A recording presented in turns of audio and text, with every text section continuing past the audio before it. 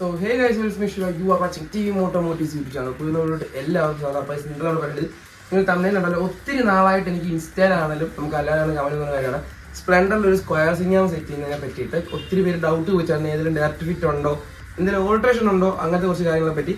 So ഇന്ന് നമ്മൾ അതുമായിട്ട് ബന്ധപ്പെട്ട ഒരു വീഡിയോ ആണ് കൊണ്ടുവന്നേക്കുന്നത്. നമ്മൾ സെലക്ട് ചെയ്യാൻ പോകുന്ന സിംഗാം സൂപ്പർ സ്പ്ലെൻഡറിൻ്റെതാണ്. അപ്പോൾ നമ്മൾ സ്റ്റോക്ക് സിംഗാം നമ്മുടെ സൂപ്പർ സ്പ്ലെൻഡറിൻ്റെ സിംഗാം ഞാൻ ഇവിടെ ജസ്റ്റ് എടുത്ത് വെച്ചിട്ടുണ്ട്.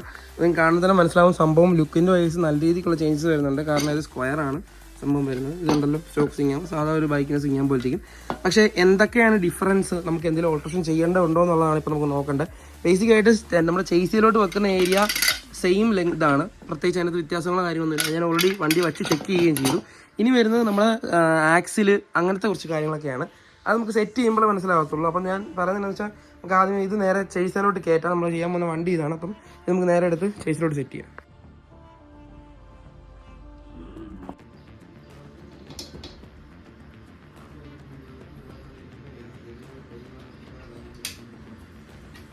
നമ്മൾ സിംഗാമ ജസ്റ്റ് എന്നാ പറയണ്ട ഇപ്പോൾ ഒരു ബേസ് ഫിറ്റ് ചെയ്തിട്ടുണ്ട്. നമ്മുടെ ചേസിൻ്റെ ഇവിടെ പ്രത്യേകിച്ച് ഓൾട്രേഷൻ കാര്യങ്ങളൊന്നുമില്ല, ഡയറക്റ്റ് ഫിറ്റായിട്ട് കയറി. അതുപോലെ തന്നെ നമ്മുടെ സസ്പെൻഷൻ്റെ കണക്ഷൻസും കാര്യങ്ങളും നമ്മൾ കറക്റ്റായിട്ട് കൊടുത്തിട്ടുണ്ട്. ഇതുവരെ പ്രത്യേകിച്ച് ഓൾട്രേഷൻ കാര്യങ്ങളും ചെയ്തിട്ടില്ല ഞാൻ.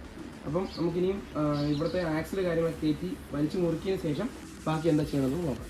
അപ്പോൾ നമ്മൾ ചെയിൻ ആൻഡ് സോക്കറ്റ് സൈഡ് കയറ്റിയത് നമ്മൾ ഓൾറെഡി ആക്സിൽ കയറ്റി കേട്ടോ. സിംഗാം ആക്സിൽ കയറ്റി കുഴപ്പമൊന്നുമില്ല, പക്കയായിട്ടാണ് സെറ്റ് ആയേക്കുന്നത്. അപ്പം ബാക്കിൽ നോക്കുമ്പോൾ ഉണ്ടല്ലോ പക്കയായിട്ട് ഇരിക്കുന്നുണ്ട്, പ്രശ്നങ്ങളോ കാര്യങ്ങളൊന്നും ഇല്ല.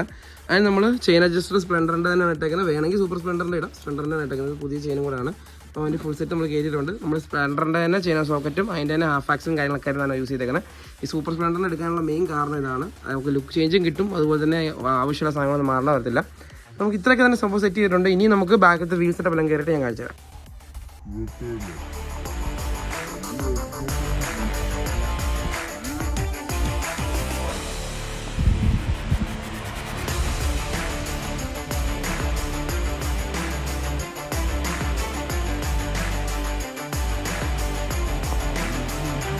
നമ്മളങ്ങനെ പല വർക്കും കാര്യങ്ങളൊക്കെ കഴിഞ്ഞിട്ടുണ്ട്. അപ്പോൾ ഞാൻ പറയുവാണെങ്കിൽ നമ്മുടെ സിംഗാം വരുവാണെങ്കിൽ ഇതെന്ന് പറഞ്ഞാൽ സൂപ്പർ സ്പ്ലെൻഡർ സിംഗാമാണ്. സംഭവം ഡയറക്റ്റ് ഫിറ്റ് ആണ്.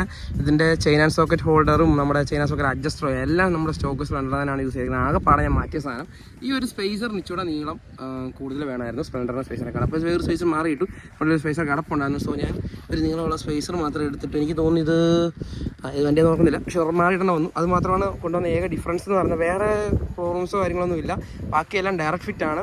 നിങ്ങൾ കാണുന്നതിന് മനസ്സിലാവുന്നില്ല, പക്കായിട്ട് സെറ്റ് ചെയ്തിട്ടുണ്ട്.